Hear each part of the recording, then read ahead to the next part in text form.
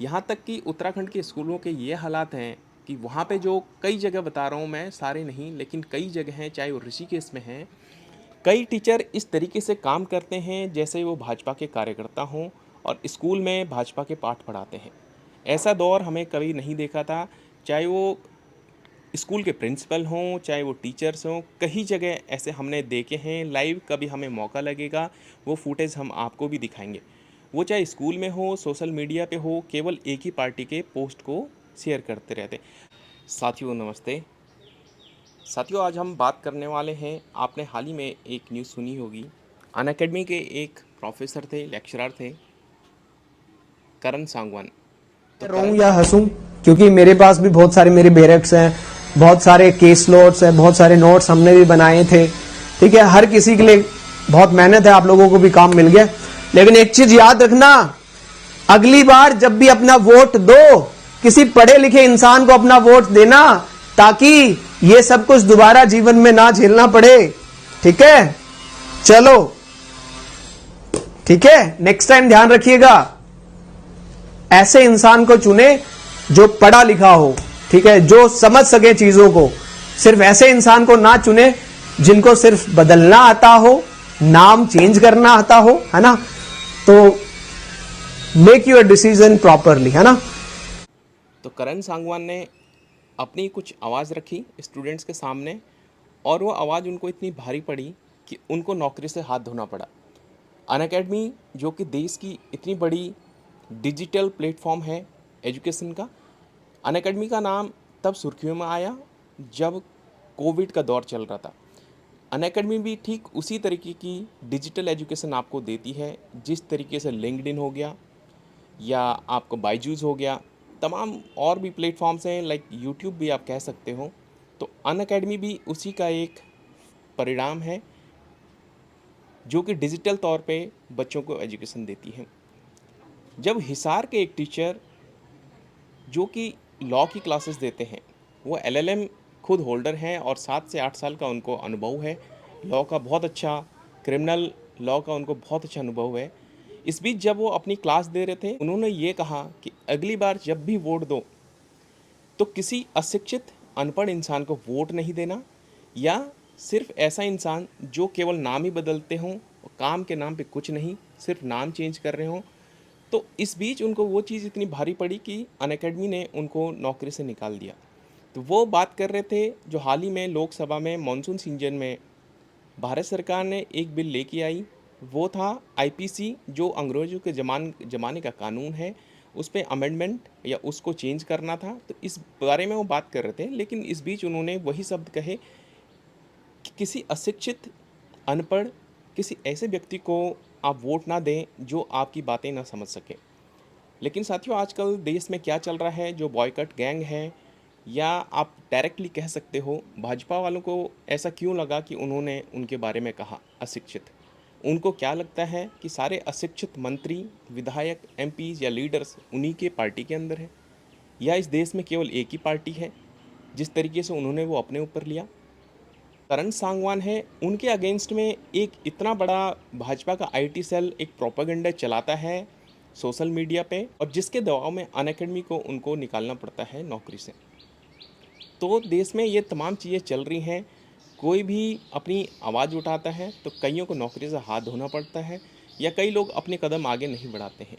हालांकि अभी अनअकैडमी का रिस्पॉन्स आ गया, उन्होंने उनको क्यों निकाला। अनअकैडमी कहती है कि हम बच्चों को एक निष्पक्ष और बहुत अच्छी एजुकेशन देने के लिए डेडिकेटेड हैं, और जब भी ट्यूशन चल रहा हो, जब एजुकेशन चल रही हो या क्लासेस चल रही हो, किसी भी को भी अपनी अभिव्यक्ति की आज़ादी दिखाने की परमिशन नहीं है।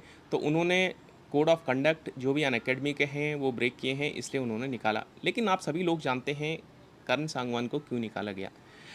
और जब करण सांगवान के पक्ष में दिल्ली के मुख्यमंत्री श्री अरविंद केजरीवाल ने भी ट्वीट किया, वो ट्वीट क्या है वो मैं आपको पढ़ के सुनाता हूँ। केजरीवाल कहते हैं, क्या पढ़े लिखे लोगों को वोट देने की अपील करना अपराध है?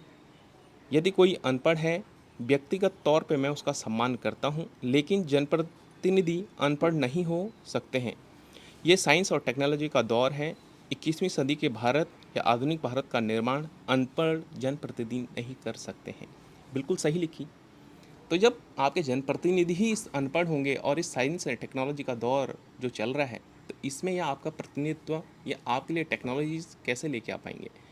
और इसी के ठीक विपरीत भाजपा की साध्वी प्राची ट्वीट करती हैं, ये लिखती हैं कि no need to uninstall Unacademy, good work Unacademy. जब करण सांगवान का इस्तीफा हो जाता है, करण सांगवान को सैक किया जाता है अन अकेडमी से, उसके बाद लिखती हैं Unacademy fired anti nationalist teacher. देखिए, ये करण सांगवान को, और जो कि भाजपा की बहुत अच्छी लीडर हैं, बड़ी लीडर हैं, लेकिन ये करण सांगवान को एंटी नेशनलिस्ट लिखती हैं, जो कि लॉ के स्टूडेंट हैं और लगभग पिछले 1 साल से अन अकेडमी में पढ़ा रहे हैं और 7 से 8 साल का अनुभव है और कई और जगह में भी ये पढ़ा चुके हैं। तो ऐसे ये नए बच्चों को, टीचरों को इस तरीके से नवाजेंगे, एंटी नेशनलिस्ट। दोहरी रणनीति आप देखिए, जैसे कि मैं उत्तराखंड में हूँ, उत्तराखंड में हाल ही में कुमाऊँ के अंदर कुछ दिन पूर्व जो वहाँ के अल्मोड़ा के मुख्य चिकित्सा अधिकारी हैं, वो एक सरकारी फरमान निकालते हैं और वहाँ के 9वीं और 11वीं के बच्चों को इस तरीके का फरमान निकालते हैं, 12 से 15 इंटर कॉलेजेस को वो बोलते हैं कि वहाँ पे जो कि भाजपा की स्टूडेंट विंग है, ABVP, अखिल भारतीय विद्यार्थी परिषद, कि वहाँ पे उनकी रैली है, वहाँ अपने बच्चों को भेजें। अब ये देखिए, मुख्य चिकित्सा अधिकारी सरकारी लेटर पे स्टूडेंट्स को किसी पार्टी की रैली में जाने के लिए बोलते हैं। आप बच्चों के अंदर अभी से पार्टी भरोगे, और वो भी कोई स्पेसिफिक पार्टी, वो भी रैली। तो ये दोहरी राजनीति है, कैसे शिक्षा हम अपने बच्चों को दे रहे हैं। ठीक इसी तरीके से कुछ दिन पूर्व जबकि उत्तराखंड में बाढ़ के इतने बड़े हालात बने हुए हैं, उत्तराखंड के अंदर बाढ़ ने इतनी बड़ी तबाही मचा दी है, हाहाकार मचा हुआ है, दुकानें बह गई, लोगों के घर बह गए, लोग तबाह हो गए, कुछ नहीं बचा, न मिट्टी बची, न खाने के लिए बचा है। और इस बीच भारत सरकार का, चलो हम मानते हैं, मेरी मिट्टी मेरी माटी मेरा देश ये अभियान चलाया। अब मेरी माटी और मेरा देश ये पुरजोर तरीके से भाजपा एक अभियान चला रही है। वो बाढ़ पीड़ितों को नहीं देख रही है इस तरीके से, जितने पुरजोर तरीके से मेरी माटी और मेरा देश अभियान को चला रही है। मेरी माटी मेरा देश, ये अभियान बहुत बड़े तरीके पे सफल हो, इसके लिए फिर एक सरकारी ऑफिसर ने अल्मोड़ा के अंदर एक फरमान निकाला और वहाँ के तमाम लोगों को जो सरकारी पदों पर बैठे हुए हैं, मैं वो लेटर पढ़ाता हूँ। अल्मोड़ा के जो जिला पंचायती राज्य अधिकारी हैं, उन्होंने एक लेटर निकाला, वो लेटर आप देख सकते हो साइड में, ये चल रहा है। तो ये इसका सब्जेक्ट था मेरी माटी मेरा देश अभियान को सफल आयोजन विषयक। इसमें ये लेटर इन्होंने भेजा था समस्त सहायक विकास अधिकारी जनपद अल्मोड़ा, समस्त ग्राम पंचायत विकास अधिकारी जनपद अल्मोड़ा। तो इसमें कंटेंट यही है कि इस मेरी माटी मेरा देश जो अभियान है, इसको सफल बनाने के लिए आप लोग पुरजोर तरीके से इसका समर्थन करें और इसका अभियान को चलाएं। लेकिन इसमें मुख्य बात, नोट करने वाली जो बात है, आप पढ़ भी सकते हो, इसमें लिखा है उक्त के अतिरिक्त निदेशक महोदय द्वारा निर्देशित किया गया है कि कल तक मेरी माटी मेरा देश अभियान के अंतर्गत ग्राम पंचायत, विकासखंड और जिला पंचायत स्तर पर नियत कार्यक्रम की सूचना जनपद के भाजपा जिलाध्यक्ष को उपलब्ध कराई जानी है। अब ये देखिए, भाजपा के जिलाध्यक्ष क्या सरकारी जिलाध्यक्ष है?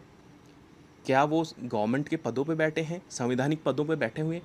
अगर आप इस तरीके से ऑफिसर्स किसी पार्टी स्पेसिफिक की गोद में जाके बैठ गए, तो किस तरीके से आप ये उम्मीद कर सकते हो कि सरकार एक निष्पक्ष तरीके से काम करेगी या बायस्ड होकर काम नहीं करेगी?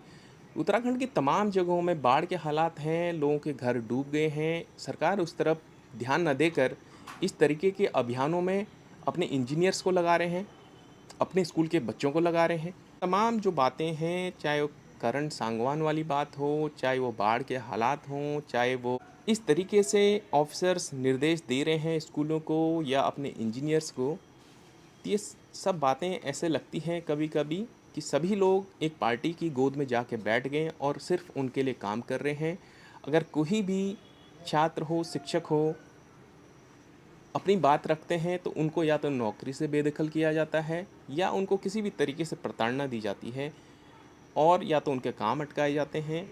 यहाँ तक कि उत्तराखंड के स्कूलों के ये हालात हैं कि कि वहाँ पे जो कई जगह बता रहा हूँ मैं, सारे नहीं, लेकिन कई जगह हैं, चाहे वो ऋषिकेश में हैं, कई टीचर इस तरीके से काम करते हैं जैसे वो भाजपा के कार्यकर्ता हों और स्कूल में भाजपा के पाठ पढ़ाते हैं।